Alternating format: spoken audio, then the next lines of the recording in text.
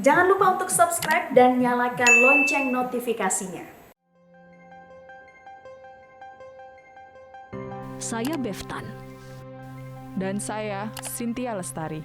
Kami pegiat gaya hidup minimalis. Barang berlebih kami kurangi dan pilah-pilah lagi.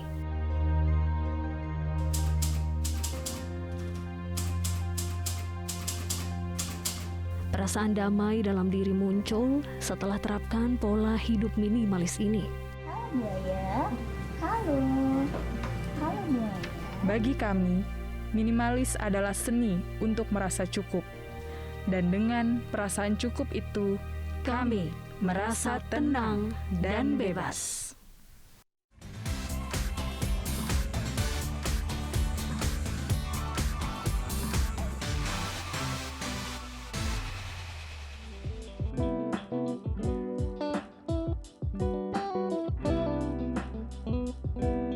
Gaya hidup minimalis adalah gaya hidup dengan mindset bahwa segala sesuatu perlu dikontrol sesuai kebutuhan, bukan hanya karena keinginan semata. Hidup minimalis berarti memaksimalkan barang yang dimiliki dan mengurangi barang yang mungkin sebenarnya tidak berarti.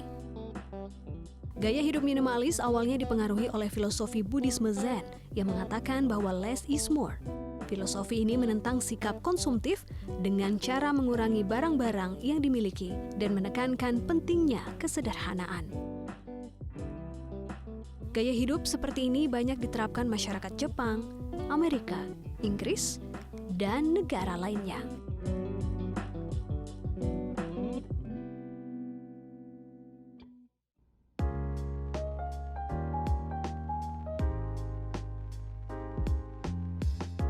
Saya menjalani gaya hidup ini sejak tahun sekitar 2015. Sudah hampir di 3 tahunan inilah ya.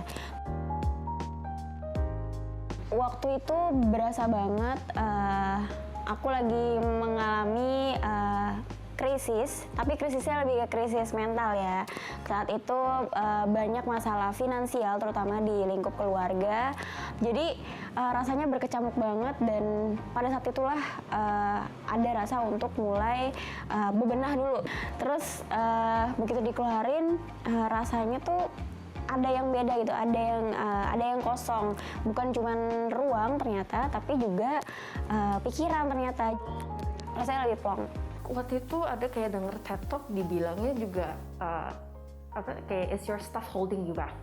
Kayak apa barang-barang yang kamu punya ini tuh kayak menahanmu untuk benar-benar menjalani hidup yang kamu mau. Jadi dari situ mulai kayak decluttering kayak baju atau apa. Ada nggak kayak barang-barang di rumah yang kayak hold me back into living the life that I want. Abis itu di situ juga mulai nanya, saya tuh maunya hidup kayak apa? Kalau penerapannya yang pasti banget memang decluttering. Kalau misalkan jadi kebetulan uniknya adalah aku tuh kan hidup sama suamiku, ada suamiku, ada anakku ya. Nah suamiku tuh bukan tipe yang minimalis ya, jadi masih suka koleksi gitu kan, masih suka koleksi.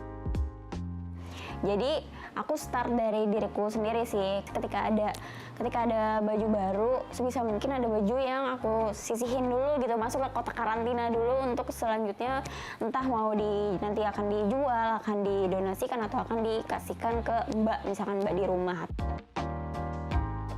Lucunya aku juga baru sadar bahwa ternyata begitu buka lemari, bajunya tuh pre-love semua gitu. Baju bekas lah ya aku nyebutnya ya. Aku dapat dari lungsurannya nenekku. Kebetulan ukurannya sama. Terus juga lungsurannya keluarga ya, bude, terus mama.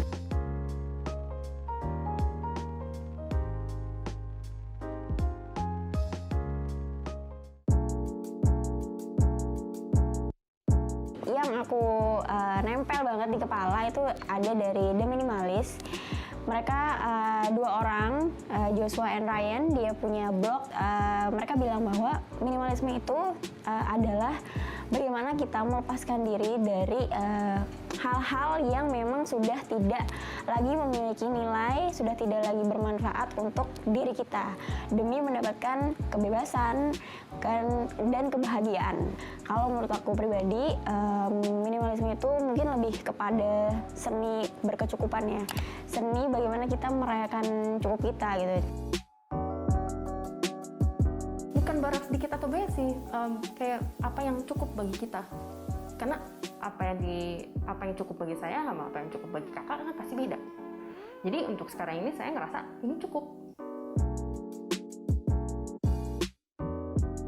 Kalau minimalisme tuh memilah, mengurangi hal-hal yang memang sudah tidak lagi menjadi atau tidak lagi sesuai sama value kita gitu loh. Declutter kadang orang lihatnya bisa sebagai solusi, tapi bagiku itu cuma salah satu cara, karena yang lebih penting daripada cara kita declutter itu untuk mengetahui kenapa kita mau declutter.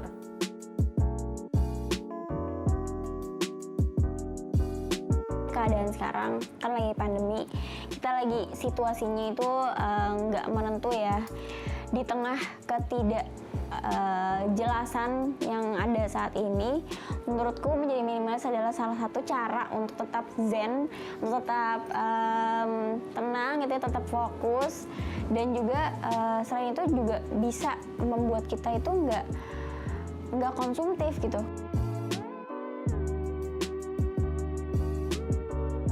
Kalau mau mulai menjalani kayak gaya hidup minimalis, kayaknya saranku itu yang saya juga bakal kasih tahu ke diri sendiri pas ke my younger self pas lagi mulai itu ini sih, nanya aja ke diri sendiri, itu kayaknya the number one thing. Jadi bener cari tahu kenapa pengen menjalani gaya hidup ini, apa pengen lebih banyak waktu, apa pengen untuk kayak save more money atau apa. Jadi harus cari tahu alasannya sendiri sih, itu yang paling penting. Tetap balik lagi sih, lebih ke mindset sih.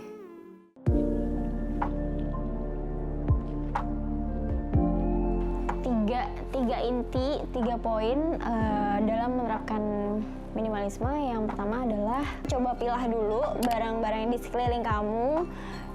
Coba mulai di scanning mana yang masih dibutuhin, mana yang enggak, mana yang memberikan kamu joy, happiness itu. Terus yang kedua adalah pakai sampai habis. Sebenarnya ini datang dari insight-nya aku sendiri sih. Punya banyak banget makeup, skincare, padahal yang dipakai itu doang. Yang ketiga rating ya. Jadi maksudnya sebelum beli coba sadari dulu, jangan terburu-buru, jangan impulsif gitu ya. Jangan pernah beli sesuatu ketika lagi emosi. Emosi ini bisa banyak ya. Emosi kan ketika kita lagi lapar, ketika kita lagi sedih, ketika kita lagi marah. Intinya semua emosi. Jadi harus dalam keadaan netral, itu satu tips gitu sih. Tergoda dengan baju-baju sih, itu susah sih. Baju-baju yang bagus, apalagi kayak designer wear atau apa. Tapi jadi awal ngerasa, oh kalau saya suka berarti saya harus punya. Cuman sekarang kayak pelan-pelan saya juga lebih ngerti kalau bukan berarti kalau saya suka saya harus miliki. Jadi kalau beli barang-barang yang non-essential kayak baju sekarang ini udah ngerasa cukup. Jadi apa yang lebih dari itu saya ngerasa non-essential. Ada rumus 330 yang saya terapin. Itu berarti harganya kalau melebihi dari 300.000, saya tunggu minimum 30 jam sampai 30 hari sebelum beli barang itu.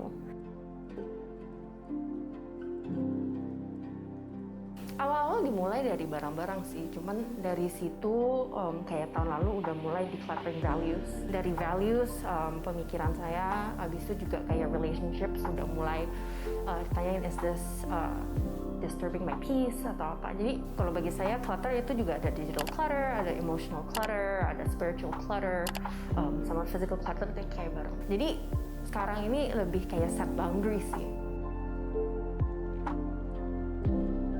Ketemu sama minimalisme kayaknya berasa jodoh gitu ya, karena begitu aku ngeluarin barang atau mengunfollow akun-akun di sosial media yang menurutku vibes-nya sudah nggak sesuai sama value aku atau bikin jadi negatif vibes-nya, itu ada satu kemelekatan yang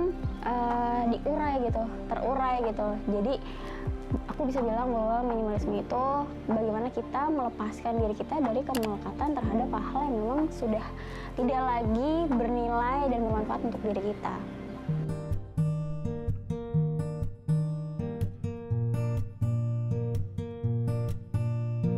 Kalau bagi saya konsep minimalism kan is living a meaningful life with less. Ada satu quote dari desainer kalau nggak salah dari Jerman namanya Dieter Rams. Dia bilang less but better. Karena di dunia ini suara tuh banyak banget, it's very noisy. Jadi kalau untuk kita mau lebih fokus, kita harus kayak all the noise semuanya harus kayak kita keluarin kan. Abis itu bener apa sih yang penting bagi kita sama apa yang mau kita fokusin.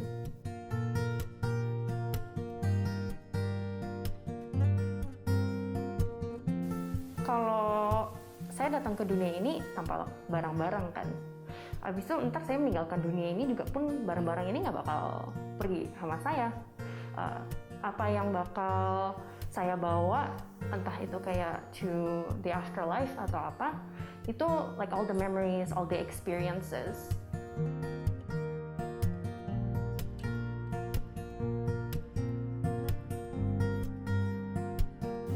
Kayaknya untuk sekarang ini lebih penting inner peace ya.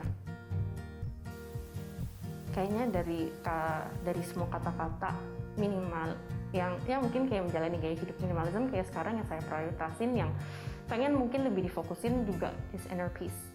Karena ujung-ujungnya emang mau itu dari kayak from the mental side atau kayak physical side, itu semua balik ke diri sendiri kan. And if we don't have that inner peace, kita pasti selalu terganggu dengan yang lain di dunia ini.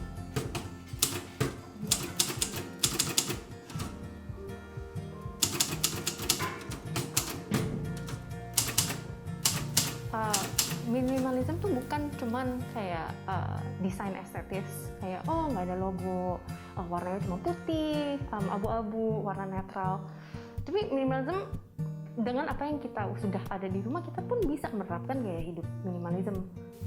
Karena balik lagi minimalism itu lebih ke mindset bandingin sebuah desain. Emang minimalism juga is a design aesthetic, tapi perjalananku ini so far, yang dulu awalnya saya ngerasa tenang emang gara-gara desain, itu sekarang saya sadar bahwa minimalism is more than just decluttering.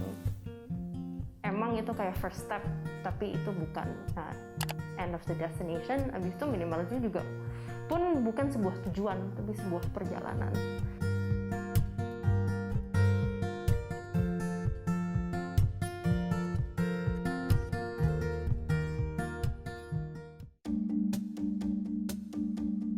Gaya hidup minimalis semakin populer di tengah masyarakat. Gaya hidup yang menekankan pemikiran anti-konsumerisme dan memiliki prinsip less is more ini pun diadopsi oleh tokoh-tokoh dunia dan dalam negeri. Berikut di antaranya. Steve Jobs. Penerapan gaya hidup minimalis pendiri perusahaan Apple ini terlihat dari gaya hidup yang ikonik. Everybody wants an iPhone, but we need to make it more affordable. Ia kerap tampil dengan setelan sederhana yang sama setiap hari layaknya seragam. Hal yang dilakukan Steve Jobs ini untuk menempatkan waktu pada hal yang esensi dan lebih penting saja. Mark Zuckerberg. Seperti Steve Jobs, CEO Facebook yang juga orang terkaya kelima dunia ini, kerap menggunakan pakaian kasual dengan warna sama setiap harinya. Global SMS volume was right around 20 billion messages a day. So we're processing. Menurut Mark, hal tersebut membantunya mengurangi kebingungan dalam mengambil keputusan atas hal-hal yang remeh. Baru-baru ini, gue menjual semua jam tangan yang ada di koleksi gue. Kenapa? Selama setahun terakhir ini, gue lagi seneng banget ngulik yang namanya konsep hidup minimalis.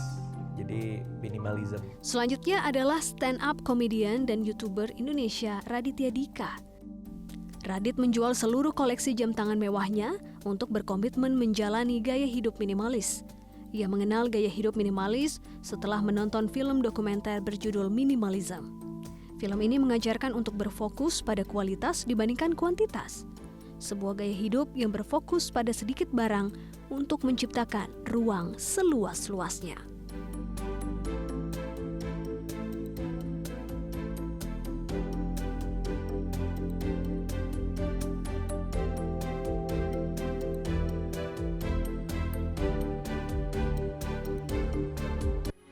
Metro TV.